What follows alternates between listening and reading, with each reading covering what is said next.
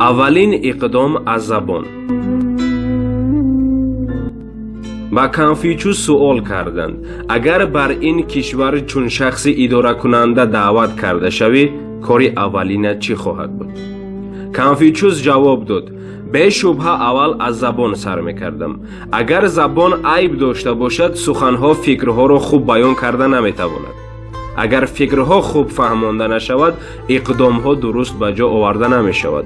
اقدامها درست به جا آورده نشود فرهنگ ویران می شود. اگر فرهنگ ویران گردد عدالت با راه نادرست می رود. عدالت از راه برآمد خلق حیران می ماند و چی کار کردنش را و چی شدنش را نمی داند. از این سبب زبان خیلی هم مهم است.